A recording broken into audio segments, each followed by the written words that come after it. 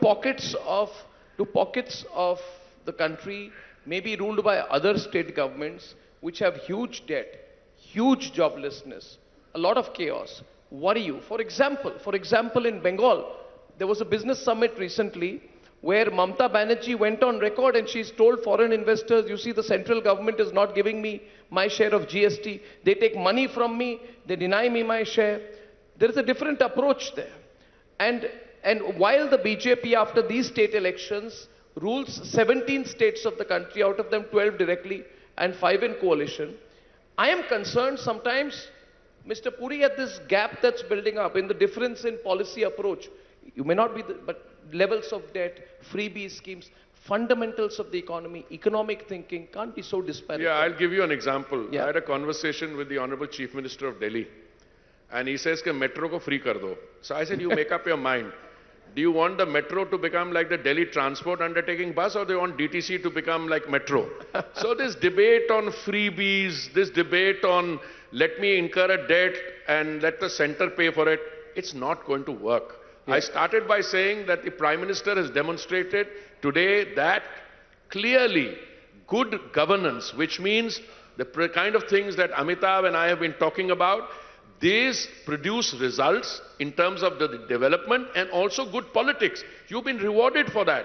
And if you deviate from that, I think we'll have to take the consequences. So I see this freebie politics is now reaching a point where the public understanding and public impatience will let it go. You cannot sustain. There were 2 states, one which just lost an election. They had about a 5 lakh crore debt. Yeah.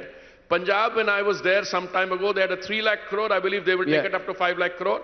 And then they will collapse. And let me tell you, this narrative, अगर center takes away GST, so अरे भाई वो जो finance commission भी देते हैं, उसको भी देख लीजिए अच्छी तरह. But there's another issue, which I can tell you. People are fed up with this whole victim card. Nobody gives. I had 2 young leaders of a party which is in dire straits turning around and telling me, us कि ये center GST पे बहुत collect करा petrol and diesel पे. अरे भाई नहीं GST. So ये false narrative is becoming a kind of open season, and I'm quite confident it's not going to work. And you see the results of these state elections going in that direction and providing hope. Look, there is a complete umbilical link between you made headlines when in Rajasthan, you said that if BJP comes to power in Rajasthan, you will ensure that petrol is cheaper by some 11 rupees.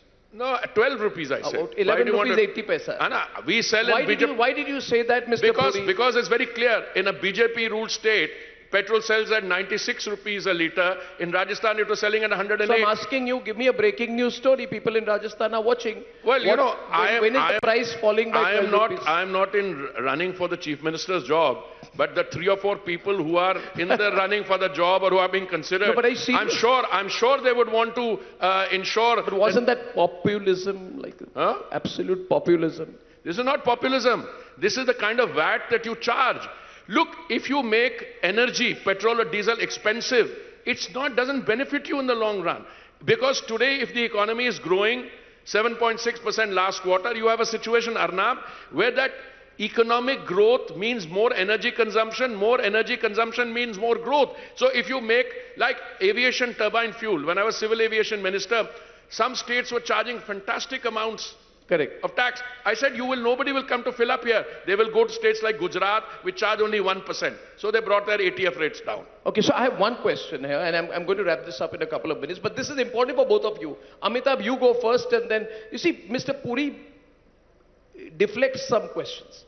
I will put this to you so he doesn't get a chance to deflect, and then you deflect it to him. You see, there are things which happen, they play hockey, they're playing ice hockey with me right now. You see, there are things which happen which cannot be predicted. For example, the coming of the Israel-Hamas war, right, which triggered the oil prices.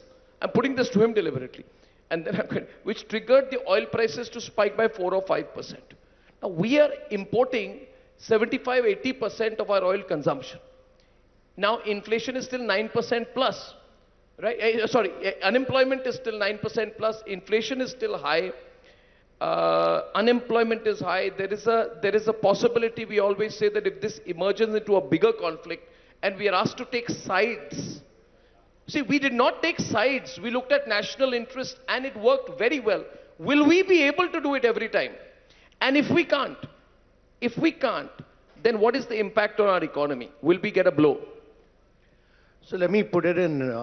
How long can we stay away from pledging to an economic bloc? So, two things. Arnab, since you're a business channel now, it's very important to tell you that we are now producing 185 gigawatt of renewables. Secondly, the green hydrogen mission. The Prime Minister has said that we are an importer of fossil fuel, about 160 billion, but by 2047, we'll be an exporter of energy. We will use renewable to crack water, produce green hydrogen, become the biggest producer of green hydrogen, and we'll be exporting green hydrogen in its liquid form, ammonia. And that is what all his oil companies are doing now. They are the drivers. So that is on the positive side of what we are doing. Secondly, when the oil crisis arose because of the Russia-Ukraine war, or when we've looked only at our national interest.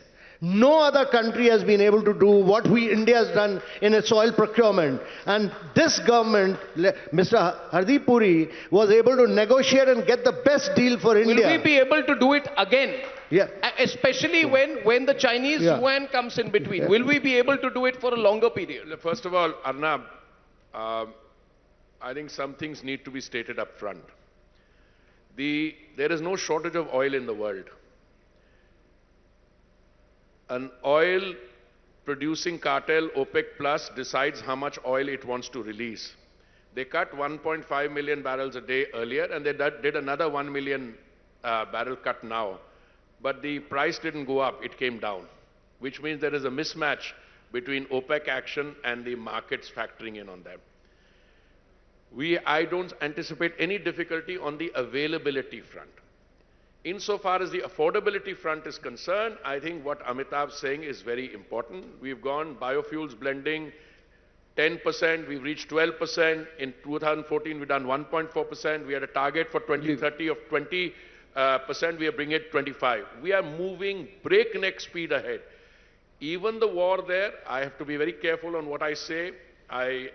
As the Prime Minister says, this is a time for peace. I hope that is what works. But in the coming months, our ability, you see, if supply chain gets disrupted somewhere, obviously, you talked about the Chinese supply chain, but we recovered very quickly. True. But we've also learned our lesson. Don't be overly dependent on one supply chain. Diversify your supply. I think with all these energy measures we are taking, and I know we don't have too much time, we will have a situation where the India story gains in strength rather than gets overcome by global perceptions of global turbulence. Well, I've loved this conversation.